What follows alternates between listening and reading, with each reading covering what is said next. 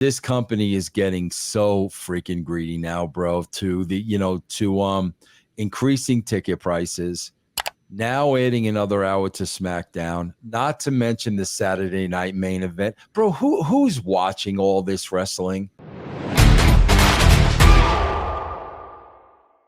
Oh. There you go, ladies and gentlemen. That pretty much explains how Vince Russo thinks about pro wrestling today. Yeah, man. It's a long day for you, I imagine, my brother. Oh, God, Dr. Chris. I probably started working this morning at about 3 a.m. Dude, what? Yeah. Haven't stopped since? No. Whoa.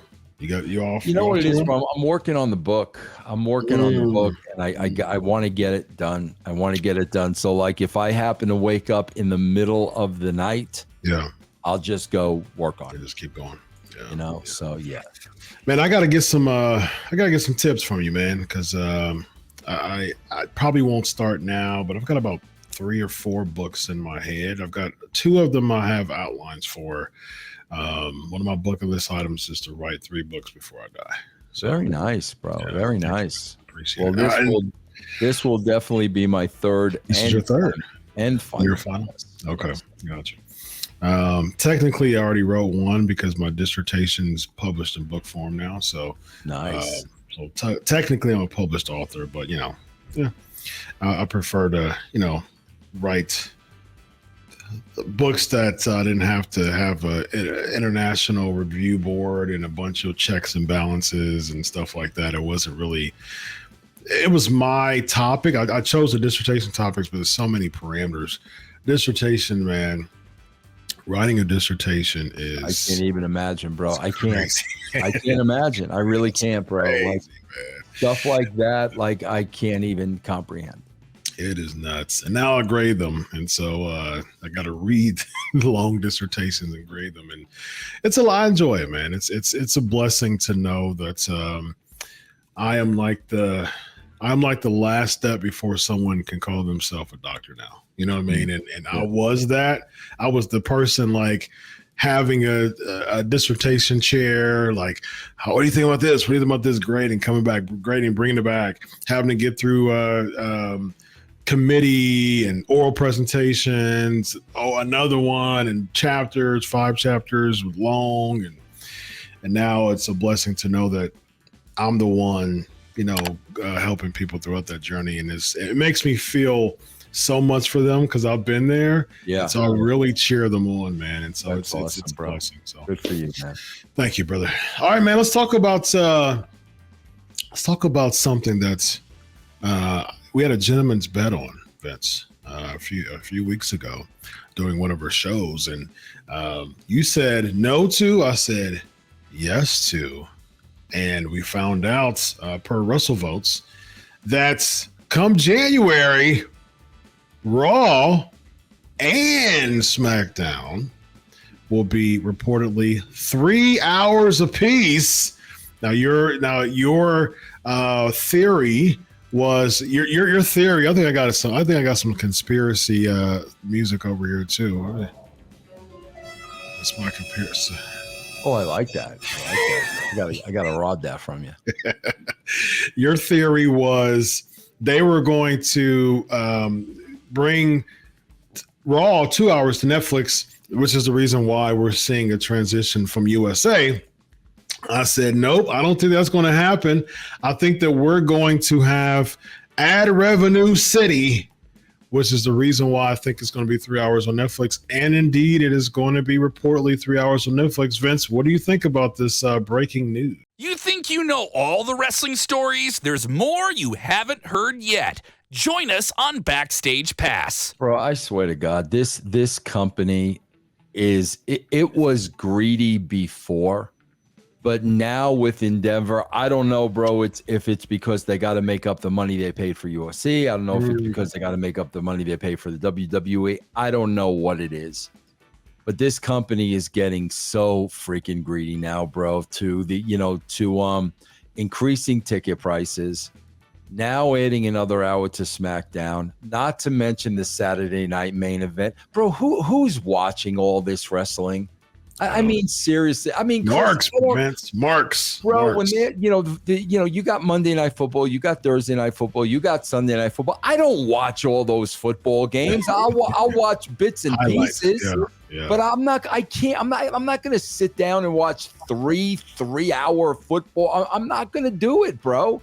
Yeah. And I just got to tell people out there, if you're doing that, bro, my God, bro, like, I'm sorry, but my time is much more valuable, bro, to be doing constructive things. I was just talking to Chris about, bro, sometimes I'll wake up at 2 a.m, at 3 a.m, and I'll just start writing or I'll just start creating. I mean, I will really start doing something productive. Yeah. To sit there in front of a TV and watch endless hours of wrestling. My God, people, do something with your life. I'm begging you, bro. Yeah, to your point, Vince, you know how much I love college football. Now, I of course I catch Ohio State every week, and I'll try to catch another game, maybe usually not a full game, but majority of a game to have good commentary over it. But I go straight to the ESPN football YouTube channel and I watch the bite-sized version, 7 to 10, 11 minutes of those games. That's really all I need, to have good commentary. I do throughout the week listen to a lot of commentary. I listen to sports radio a lot. But at the end of the day, there's no way, as much of a college football fan I am, there's no way that I'm just sitting throughout days. Like I carve out Saturday just to chill in many ways for a few hours, but there's college football on Thursdays. There's college football on Sundays at times. I just don't have the time to do it, man. But a lot of these wrestling fans, man, they carve out time because you ask who's the audience, who's going to watch it. I would say most of the pro wrestling community that we see now is going to watch it. And the very fact that the WWE knows this is the reason why they keep expanding these contexts. I was actually at SummerSlam in Cleveland doing media during the time when Triple H was cutting that press conference, man. And there was a question asked to him about other Big Four pay-per-views being 2 nights. And he said, yeah, it'll probably, all the Big Four probably expanded 2 nights because SummerSlam as of 26 is going to 2 nights, in Minnesota. And then you're going to have, of course, WrestleMania 2 nights. And why not make the Royal Rumble 2 nights? I can see it. I can see the Royal Rumble being headlined 2 nights. One of the nights is a men's Royal Rumble. One of the nights is a women's Royal Rumble, and both of them being the main event matches for a 2-day event, man. And guess what? The pro wrestling community that we see now is so niche that they know how to capitalize on it. And I guarantee you, if they made it a 2-night Royal Rumble with the men's headlining one night, women's headlining one night, wrestling fans that we see now will eat it up alive, man. Just like, and bro, I'm telling you, like these people that all they do is watch wrestling, like there is a good representation of them on, social media and podcasting and dirt sheet sites and this and that. And bro, I'm just telling you, your level of intelligence is coming across. Like I'm just being totally honest with you. Like if this is what you're doing for hours and hours and hours every week. I mean, Chris, I swear, man, I can be sitting down watching television.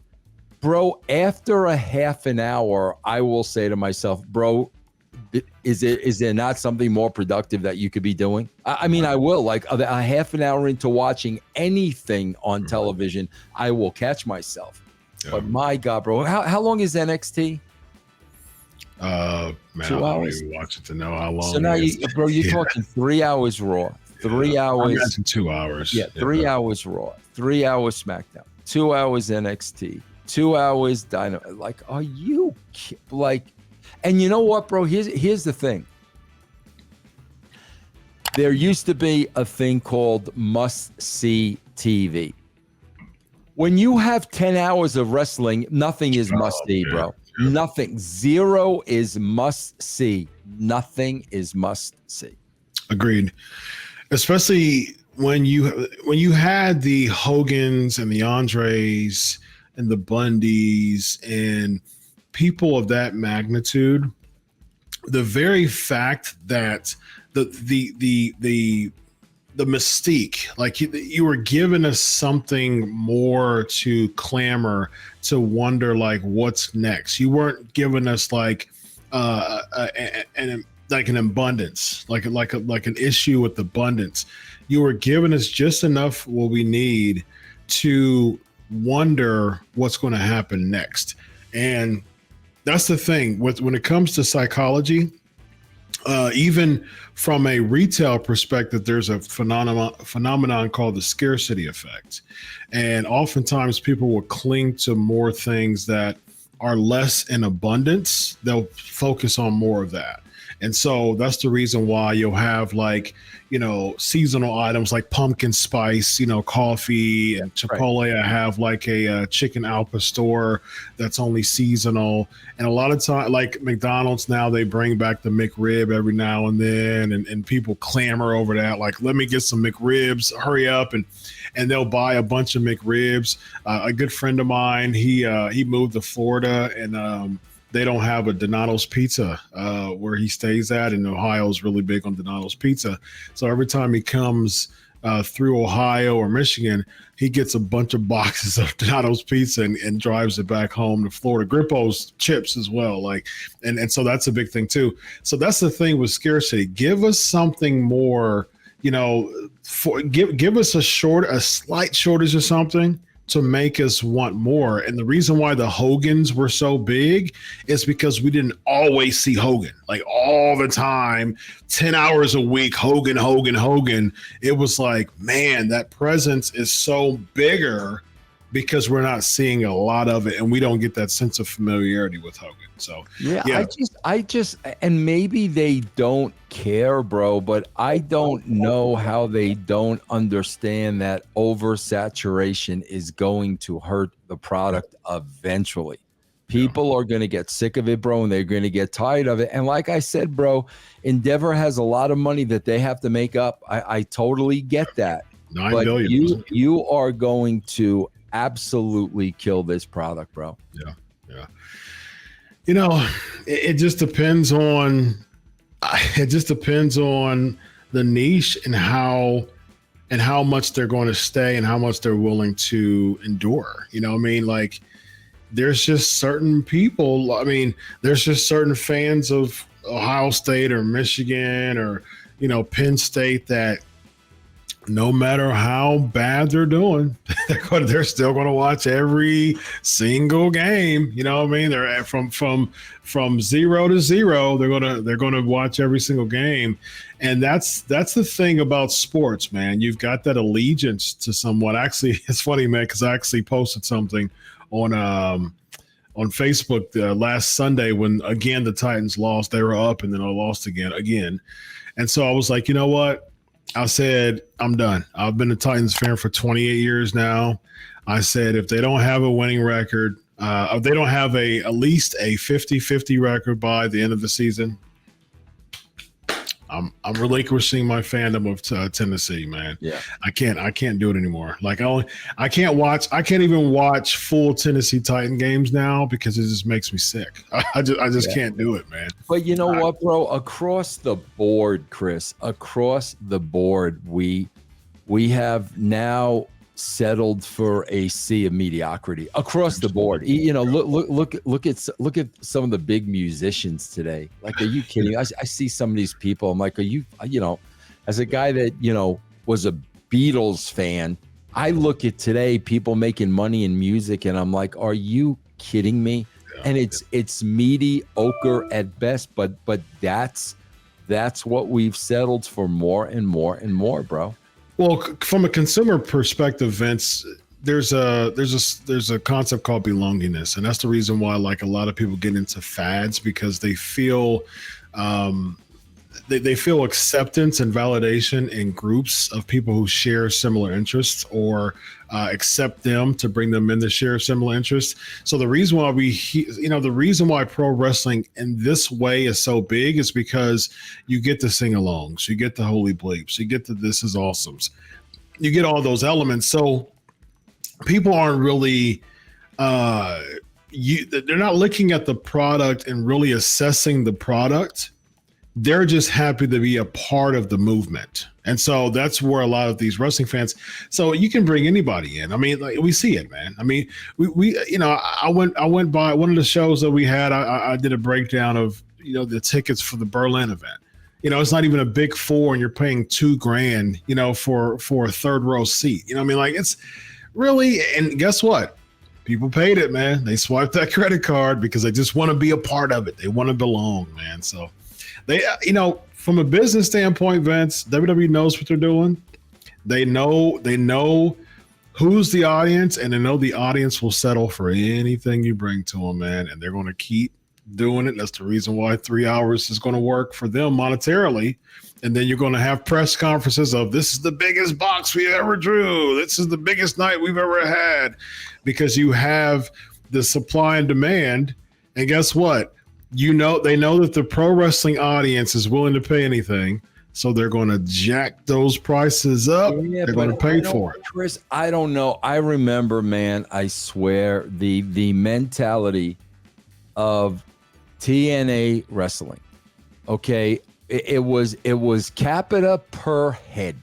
And what that meant was, when somebody bought a ticket for a house show, you had the great late Don West trying to take every last dime out of their pockets between meet and greets and T-shirts and this and that. And Double J used to boast about that, like the Capitol was like $20 a head for every person that walked in that door. We got $20 out of them. Nice. I'm just saying, Chris, I truly believe that's going to catch up with you. Because, bro, these people are not wealthy people. They're not millionaires.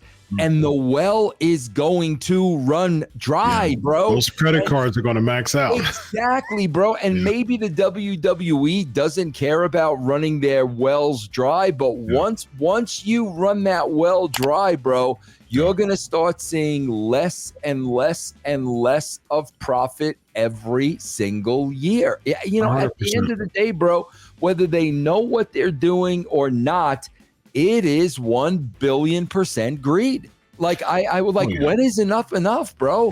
Seriously, like, when is enough? Yeah, 100%. 100% agree. Bro, I swear, I'm sorry to interrupt you, Chris, but I swear, I'm going to, I'm leaving for New York tomorrow. I got like a personal appearance this weekend and stuff like this. And I'm hooking up with my daughter on Saturday. And my daughter says, "Hey, Dad, you want to go to Citi Field to see the Mets and the Phillies?" Bro, I've never been to Citi Field. I've been to Shea a billion times, never been to Citi Field. This is a huge game, huge playoff implications. And I said to her, yeah, man, I'd love to go. So she wrote me back. She goes, how much are you willing to pay for the tickets? And I said, $50 for two. And she answered back, LOL. I said, no LOL. $50 for two tickets. If you can't get two tickets for $50, don't buy the ticket. Yeah, bro, you ain't gonna gouge me. You ain't gonna gouge me, bro. And I've never, bro, for as long as I've been following wrestling, I've never saw a fan base gouged the way these people are being gouged, bro. Yeah, 100%. I mean, it's like borderline criminal how much they're being gouged. It really is, bro. It's like, wait, listen, man, I'm all for entertainment dollars, Chris, and I know you are too. But, bro, you got to have a budget, man. Yeah. Because if you don't have a budget, that's how you're going to start getting into financial problems. You need to put money aside for entertainment, and everybody should, whether that's buying a record, Chris, whether it's going to a college football game, whether it's going to a WWE event. But the more money you spend on entertainment, the less money you're going to have for those things that are a necessity. Yeah, especially, you know, swipe your credit card and not be able to pay it back. You know what I mean? And WWE doesn't care about people maxing out their credit cards. They're not going to say, hey, how's your credit card statement? You know, I want to look at it. No, they don't care. Max it out. As long as you buy that $2,000 ticket, swipe away. You know, as long as you buy $500 in merch, swipe away. You know, bro, I've always said, Chris, my philosophy is, bro, we've been doing Russo's brand for 10 years. Bro, for 10 years, it's $4.95 a month. And I always hear, you know, bro, people tell me, Vince, you should raise prices, inflation. And I'm like, yeah, bro, you're right. Inflation. And everybody's paying more money for everything. I don't want to be part of the problem. There's no money tree in the back for people to pick, bro. So if everybody is being gouged for more money, I want to be the last person. So, Chris, at the end of the day, I bite the bullet because literally, I know you need gas. I know you need food. I know you need a roof over your head. I know you need clothes for the kids. And I'm going to up the price for a wrestling podcast.